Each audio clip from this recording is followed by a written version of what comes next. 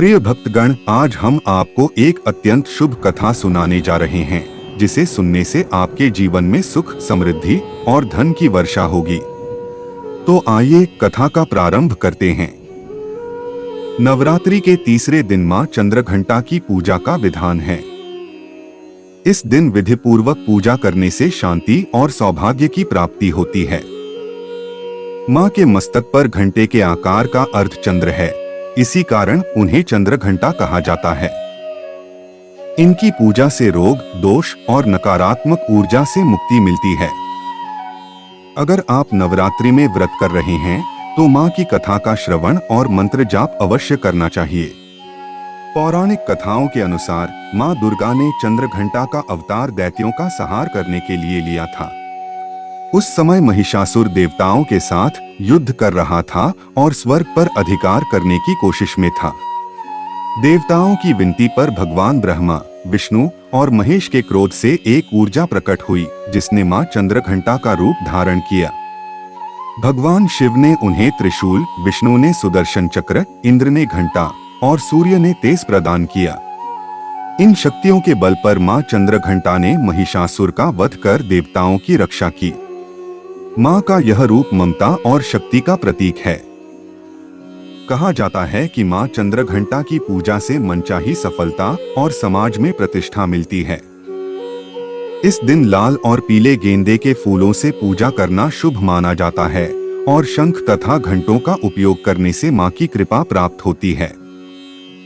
अगर आप यह कथा सुन रहे हैं तो इसे पूरी श्रद्धा से सुनें और आधी अधूरी छोड़ने की गलती न करें, क्योंकि इस कथा का पूरा श्रवण करने से ही मनचाहा फल प्राप्त होता है। मां चंद्रघंटा का रूप सोने जैसी अद्भुत चमक से युक्त है। उनका वाहन शेर है और वे सदैव युद्ध की मुद्रा में रहती हैं। उनकी 8 भुजाओं में कमल, धनुष, बाण, खड्ग, कमंडल, तलवार, त्रिशूल और गदा जैसे शक्तिशाली अस्त्र शस्त्र सजे हुए हैं। मां के गले में सफेद फूलों की माला शोभायमान है और उनके मस्तक पर रत्नजड़ित मुकुट धारण किया हुआ है, जिसमें अर्धचंद्र की अद्भुत शोभा है। वे तंत्र साधना में लीन रहती हैं और उनके दर्शन मात्र से भक्तों को अपार शक्ति और साहस प्राप्त होता है। मां चंद्रघंटा को प्रसन्न करने के लिए केसर युक्त खीर का भोग अर्पित किया जाता है। साथ ही लौंग, इलायची, पंचमेवा और दूध से बने पकवान जैसे पेड़े भी भोग में शामिल किए जा सकते हैं। मां को मिश्री का भोग विशेष रूप से प्रिय है। धार्मिक मान्यताओं के अनुसार नवरात्रि के तीसरे दिन मां चंद्रघंटा की पूजा का विशेष महत्व है और इस दिन उन्हें दूध से बने पकवानों का भोग लगाने का नियम है। आज का दिन धर्म, ऐश्वर्य, भोग और मोक्ष की अधिष्ठात्री देवी का है। मां त्रिपुर सुंदरी और मां चंद्रघंटा की पूजा करने से शारीरिक और मानसिक कष्टों से मुक्ति मिलती है और नकारात्मक ऊर्जा दूर होती है। मां श्रद्धालुओं की भावनाओं को स्थिर करती हैं, जिससे धन और वैभव की प्राप्ति होती है और दुर्भाग्य, निराशा एवं दुर्बलता का नाश होता है। उनके पूजन से शांति, भक्ति और मुक्ति जैसे गुण तन और मन में समाहित होते हैं। मां त्रिपुर सुंदरी चिंतामणि नामक सिंहासन पर विराजमान होकर भक्तों की चिंताओं को हरने वाली देवी मानी जाती हैं। पौराणिक कथाओं के अनुसार जब माता सती ने अपने प्राण त्यागे थे तो भगवान शिव ध्यान मग्न होकर विरक्त हो गए थे, जिससे संसार का संचालन अव्यवस्थित हो गया था। तभी तारकासुर, जो केवल शिव पुत्र द्वारा मारा जा सकता था, ने देवताओं को संकट में डाल दिया। तब कामदेव को शिव जी के ध्यान को भंग करने के लिए भेजा गया। कामदेव ने मोहिनी बाण से प्रहार किया, जिससे शिव जी का ध्यान भंग हुआ, लेकिन उनके तीसरे नेत्र से निकली अग्नि ने कामदेव को भस्म कर दिया। रति देवी के विलाप पर शिव जी ने कामदेव को वरदान दिया कि वह द्वापर युग में श्री कृष्ण के पुत्र के रूप में पुनः जन्म लेंगे। इस कथा को सुनने और मां चंद्रघंटा की पूजा करने से जीवन के सारे कष्ट दूर होते हैं और मां की कृपा से मनचाही सफलता प्राप्त होती है। उसने शिवजी से वरदान मांगा कि उसे देवता या किसी भी अन्य प्राणी द्वारा मारा न जा सके। शिवजी ने उसे यह मनचाहा वरदान दे दिया और साथ ही दिव्य अस्त्र शस्त्र भी प्रदान किए। इसके अलावा उसे 6000 वर्षों का राज्य भी दे दिया। जब ब्रह्मा जी ने यह देखा तो उसे भंड कहकर पुकारा और तभी से उसका नाम भंडासुर पड़ गया। शिवजी के क्रोध से उत्पन्न होने के कारण भी उसे यह नाम मिला। वह तमोगुण से भरपूर था।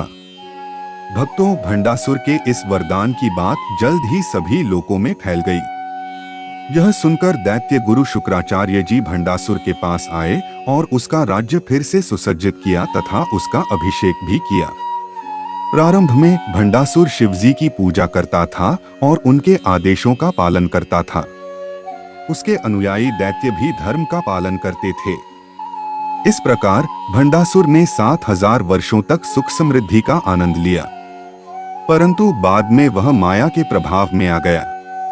4 पत्नियों से संतुष्ट न होकर वह एक दिव्य वीरांगना की लालसा में फंस गया। धीरे धीरे उसने तीनों लोकों में भयंकर उत्पात मचाना शुरू कर दिया। भंडासुर ने देवराज इंद्र की तरह ही स्वर्ग के समान राज्य का निर्माण किया और वहां शासन करने लगा। इसके बाद उसने स्वर्ग पर आक्रमण कर दिया और देवराज इंद्र को चारों ओर से घेर लिया। भयभीत इंद्र ने नारद मुनि की शरण ली और उनसे समस्या का समाधान पूछा। तब देवर्षि नारद ने उन्हें माता पराशक्ति की आराधना करने का परामर्श दिया। इंद्र ने माता पराशक्ति, जो पूरे ब्रह्मांड की अधिष्ठात्री देवी हैं, की आराधना की। उनकी तपस्या से प्रसन्न होकर मां पराशक्ति त्रिपुर सुंदरी के रूप में प्रकट हुई। भक्तों, भंडासुर श्री गणेश जी का परम भक्त था। हर कार्य करने से पहले वह गणेश जी का नाम लेता था, इसलिए उसका हर कार्य सफल हो जाता था। कहा जाता है कि जिस पर गणेश जी की कृपा होती है उसका कार्य कभी अधूरा नहीं रहता। भंडासुर भी भक्ति को शक्ति के रूप में इस्तेमाल कर रहा था। इसी कारण सभी देवताओं ने मां पराशक्ति का आह्वान किया, क्योंकि वही इस शक्तिशाली दैत्य को मार सकती थीं। भंडासुर को वरदान था कि जो भी उसके साथ लड़ेगा उसकी शक्ति क्षीण हो जाएगी। देवताओं की घोर आराधना के बाद मां पराशक्ति प्रकट हुई और उनके अद्भुत दर्शन से देवता कृतार्थ हो गए। मां पराशक्ति का स्वरूप श्रृंगार देवी के रूप में था। ब्रह्मा जी ने सोचा कि इनका विवाह शिवजी से होना चाहिए, क्योंकि नारी नर के बिना अधूरी रहती है। इस संकल्प के साथ भगवान शिव कुमार रूप में प्रकट हुए और उनका विवाह मां त्रिपुर सुंदरी से हुआ। विवाह के बाद मां को मां कामेश्वरी और शिवजी को महाकामेश्वर के नाम से जाना गया। उधर भंडासुर ने पूरे विश्व को त्रस्त कर रखा था और अपने अहंकार में आकर अपने पिता श्री गणेश जी और शिवजी की अवहेलना करने लगा। परिणाम स्वरूप श्री गणेश जी ने भी मां पराशक्ति त्रिपुर सुंदरी का साथ देकर भंडासुर के खिलाफ युद्ध किया। ललिता अंबा ने भंडासुर के साथ युद्ध किया और जब भंडासुर ने यक्ष्मा आदि रोगों के अस्त्रों का प्रयोग किया, तब पराशक्ति ने अच्युत, अनंत, गोविंद नाम के मंत्रों से उन अस्त्रों का निवारण किया। इसके बाद भंडासुर ने शून्य, हिरण्यकश्यप, रावण, कंस और महिषासुर जैसे दैत्यों को उत्पन्न किया। तब ललिता अंबा ने अपनी 10 उंगलियों के नखों से वराह, नरसिंह, राम, कृष्ण, दुर्गा आदि को उत्पन्न किया। युद्ध के अंतिम चरण में त्रिपुर सुंदरी ने कहा, मैंने स्वरा शस्त्र से भंडासुर का वध किया, और इस प्रकार देवी ने त्रिपुर सुंदरी के स्वरूप में प्रकट होकर भंडासुर का वध कर देवताओं पर कृपा की और उन्हें भयमुक्त किया। इसी कारण उनका नाम ललिता देवी पड़ा। देवी पुराण में शक्ति का वर्णन मिलता है। भगवान शिव को हृदय में धारण करने पर सती नए मिश्र लिंग धारणीय नाम से विख्यात हुई और ललिता देवी के नाम से जानी गईं। एक अन्य कथा के अनुसार ललिता देवी का प्रकट होना तब हुआ जब भगवान द्वारा छोड़े गए चक्र से पाताल लोक नष्ट होने लगा। इस स्थिति से भयभीत होकर ऋषि मुनि घबरा गए और संपूर्ण पृथ्वी जलमग्न होने लगी। तब सभी ऋषियों ने माता ललिता देवी की उपासना की। उनकी प्रार्थना से प्रसन्न होकर देवी प्रकट हुई और उस विनाशकारी चक्र को थाम लिया। इसके बाद सृष्टि ने पुनः नया जीवन प्राप्त किया। मातृपूर्ण सुंदरी का वर्ण सुनहरे रंग का है और वे लाल रंग के वस्त्र धारण किए हुए हैं। उनके शरीर पर तेज चमक है जो उनके द्वारा पहने गए कई आभूषणों से और भी अधिक बढ़ जाती है। उनके सिर पर रत्नजड़ित मुकुट शोभायमान है और उनके बाल खुले हुए हैं। भगवान शिव के समान उनके भी 3 नेत्र हैं। माता त्रिपुर सुंदरी के 4 हाथ हैं, जिनमें उन्होंने पुष्परूपी 5 बाण, धनुष, अंकुश और फंदा धारण किया हुआ है। वे कमल के आसन पर विराजमान हैं। श्रद्धालुओं मातृपूर्ण सुंदरी के कई नाम हैं। उन्हें सोरसी, लीलावती, कामाक्षी, कामेश्वरी, अंबिका, गौरी आदि नामों से भी जाना जाता है। सती का यह रूप 16 वर्ष की अवस्था का होने के कारण इन्हें सोरसी भी कहा जाता है। त्रिपुर सुंदरी का अर्थ है तीनों लोकों में सबसे सुंदर, इसलिए इन्हें यह नाम प्राप्त हुआ। उनके अन्य नामों में राजेश्वरी और ललिता भी शामिल हैं। देवी के आसन को ब्रह्मा, विष्णु, शिव और यमराज अपने मस्तक पर धारण करते हैं। देवी 3 नेत्रों से युक्त हैं और मस्तक पर अर्धचंद्र धारण करती हैं। देवी त्रिपुर सुंदरी अपने श्रद्धालुओं की हर मनोकामना को पूर्ण करती हैं, उनकी हर विपत्ति को दूर करती हैं और उन्हें अभय प्रदान करती हैं। कहा जाता है कि देवी त्रिपुर सुंदरी की पूजा करने से आत्मिक बल, यश और कीर्ति की प्राप्ति होती है। माता की सामान्य पूजा दिन में अभिजीत मुहूर्त में होती है, जबकि तांत्रिक पूजा या साधना निशिता काल में की जाती है। जय हो माता पराशक्ति, जय हो त्रिपुर सुंदरी। वे अपने सभी श्रद्धालुओं का कल्याण करें। ओम नमः शिवाय। अब भक्तों, आइए सुनते हैं माता चंद्रघंटा की कथा। माता चंद्रघंटा की कथा का श्रवण करने से शारीरिक और मानसिक कष्टों से मुक्ति मिलती है, नकारात्मक ऊर्जा दूर होती है और माता अपने भक्तों की रक्षा करती हैं। भावनाओं को स्थिर करके धन और वैभव की प्राप्ति होती है। निराशा, निर्बलता और दरिद्रता जैसे विकार नष्ट हो जाते हैं। शक्ति, ऊर्जा और साहस जैसे गुण श्रोता के तन मन में समाहित हो जाते हैं। आज मैं आपको शारदीय नवरात्रि में सुनी जाने वाली मां चंद्रघंटा की एक दुर्लभ और पौराणिक कथा सुनाने जा रही हूं। तो सभी भक्तजन इन कथाओं को बड़ी श्रद्धा और प्रसन्नचित्त मन से सुने। जय माता चंद्रघंटा। अपनी कठोर तपस्या से भगवान शिव को प्राप्त करने के बाद देवी पार्वती अपने पिता राजा हिमालय के महल में लौट आईं। राजा हिमालय और देवी मैना अपनी पुत्री की तपस्या में सफलता देखकर अत्यंत प्रसन्न हुए। विवाह का दिन आ गया और सभी देवता इस बात से खुश थे कि उनके भगवान शिव का विवाह होने जा रहा है। भगवान शिव के गण बारात के साथ राजा हिमालय के महल की ओर रवाना हुए। भोलेनाथ, जिनका स्वभाव सादगी और तपस्या का प्रतीक था, बाहरी दिखावे और औपचारिकताओं से अछूते थे। वे जैसे थे वैसे ही विवाह के लिए आगे बढ़े। उनके गले में वासुकी और कक्षक जैसे भयानक नागों की माला थी। उन्होंने नागों से कंगन, कमरबंद और बालियां भी धारण की थीं। उनके बाल उलझे हुए थे और उनका शरीर श्मशान की राख से ढका हुआ था। उन्होंने अपने 5 मुख प्रकट किए, जिससे उनका रूप और भी उग्र और प्रभावशाली लग रहा था। जबकि बारात में अन्य लोग राजसी घोड़ों पर सवार थे, भगवान शिव एक साधारण बैल पर सवार होकर आए। माता पार्वती की मां देवी मैना भगवान शिव के आगमन की प्रतीक्षा कर रही थीं। उनकी बेटी ने जिस भगवान शिव के लिए इतनी कठोर तपस्या की थी, उन्हें देखने की उत्सुकता थी। परंतु जब भगवान शिव प्रकट हुए तो मैना देवी उन्हें देखकर हैरान और निराश हो गईं। उनका असामान्य रूप और उनके साथ भूत प्रेतों और पिशाचों की टोली ने देवी मैना को आश्चर्यचकित कर दिया। भूत, प्रेत और पिशाच जोर जोर से नारे लगा रहे थे। साधु और अघोरी जो बारात में शामिल थे, उत्साह में अपनी मर्यादा भूल गए थे। यह दृश्य किसी भी प्रकार से सुखद या सुंदर नहीं था। मैना देवी यह सोचकर विचलित हो गईं कि उनकी कोमल और शाही बेटी ऐसे पति और उनके साथ रहने वाले विचित्र प्राणियों के बीच कैसे रहेगी। इस विचार से व्याकुल होकर मैना देवी बेहोश हो गईं। देवी पार्वती, जिन्होंने शिव तत्व को गहराई से आत्मसात कर लिया था, समझ गईं कि एक मां के रूप में मैना देवी की यह चिंता स्वाभाविक थी। देवी पार्वती ने अपने करुणामय स्वभाव से भगवान शिव से विवाह के लिए एक सौम्य और सुंदर स्वरूप धारण करने का आग्रह किया। अपनी करुणा के साथ देवी ने थोड़ी देर के लिए अपने उग्र रूप को प्रकट किया। उनके 10 हाथों में विभिन्न शस्त्र थे और उनके मुकुट पर एक घंटे के आकार का चंद्रमा था। यह रूप मां चंद्रघंटा के रूप में जाना जाता है। मां चंद्रघंटा के इस तेजस्वी और उग्र रूप ने भगवान शिव के रौद्र रूप को शांत किया और उनके उपद्रवी गणों को नियंत्रित कर लिया।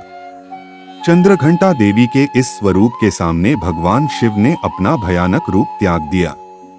उन्होंने विवाह के लिए सौम्य रूप धारण करने पर सहमति व्यक्त की। भगवान विष्णु ने उन्हें सबसे आकर्षक दूल्हे के रूप में सजाया और इस रूप में भगवान शिव को चंद्रशेखर या सुंदर स्वर के नाम से जाना गया। जय माता चंद्रघंटा। देवी पार्वती ने भगवान शिव के प्रति अपना प्रेम प्रदर्शित करने के लिए, जिनकी जटाओं में हमेशा अर्धचंद्र विराजमान रहता है, अपने माथे पर अर्धचंद्र धारण किया। उनके भव्य विवाह के बाद देवी पार्वती 1 वर्ष तक भगवान शिव के साथ नई दुल्हन के रूप में रहीं। भगवान शिव गहन ध्यान में लीन रहते थे और इस बीच देवी पार्वती हर दिन उनकी गुफा को साफ करती और उनकी सभी आवश्यकताओं का प्रेमपूर्वक ध्यान रखती। धीरे धीरे देवी पार्वती ने कैलाश पर अपना नया घर स्थापित कर लिया। इस दौरान तारकासुर बेचैन हो उठा क्योंकि अब शिव और शक्ति एक हो गए थे। वह इस बात से चिंतित था और उसने नवविवाहित युगल के जीवन में बाधा डालने के लिए एक दुष्ट चमगादड़ राक्षस जातुकासुर को भेजा। जब भगवान शिव घोर तपस्या में लीन थे और देवी पार्वती अपने घर के कार्यों में व्यस्त थीं, जातुकासुर अपनी पूरी चमगादड़ सेना के साथ कैलाश पर आ धमका। उसकी सेना ने आकाश को अपने पंखों से ढक लिया और उन्होंने देवी पार्वती के नवसज्जित घर को उजाड़ना शुरू कर दिया। अभी भी एक संकोची दुल्हन और असुरों के षड्यंत्रों से अनभिज्ञ देवी पार्वती ने शक्तिशाली नंदी की सहायता लेने का निर्णय किया, लेकिन नंदी कहीं नहीं मिले। इसी बीच भगवान शिव के अन्य गणों ने जातुकासुर और उसकी सेना के खिलाफ सुरक्षा के लिए प्रार्थना की, क्योंकि वे बार बार हार का सामना कर रहे थे और भगवान शिव अभी भी गहरी साधना में लीन थे। तब माता पार्वती ने स्वयं भगवान शिव के पास जाकर इस समस्या का समाधान पूछा और मार्गदर्शन के लिए विनती की। लेकिन भगवान शिव बिना विचलित हुए माता पार्वती को भीतर से सशक्त करने का निर्णय कर चुके थे। भगवान शिव की साधना के बीच देवी पार्वती को अपने भीतर से प्रेरणा मिली कि वह जातुकासुर से स्वतंत्र रूप से लड़े। अकेले ही उन्होंने युद्ध करने का निश्चय किया। गुफा से बाहर निकलते ही उन्होंने देखा कि आकाश अभी भी चमगादड़ों के पंखों से ढका हुआ था। उन्होंने चंद्रदेव से प्रार्थना की कि वे उनके माथे पर विराजमान होकर युद्ध के मैदान को रोशन करें। इसी समय हिमालय के भेड़ियों का एक झुंड उनकी सहायता के लिए आ पहुंचा। देवी पार्वती ने जल्द ही यह समझ लिया कि जातुकासुर की शक्ति आकाश में उड़ते चमगादड़ों से जुड़ी है। इसीलिए उन्होंने एक विशाल घंटा लिया और युद्ध भूमि में प्रवेश किया।